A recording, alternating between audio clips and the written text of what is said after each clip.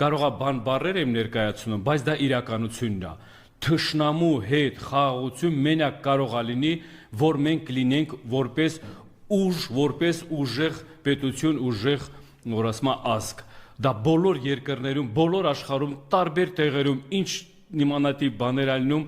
միշտ է ձևի է կարգավորվում։ Հաղթողն է միշտ թելադրում խաղաղությունը։ Այսօրվա իրավիճակում, որ ներկա իշխանության սրիկաները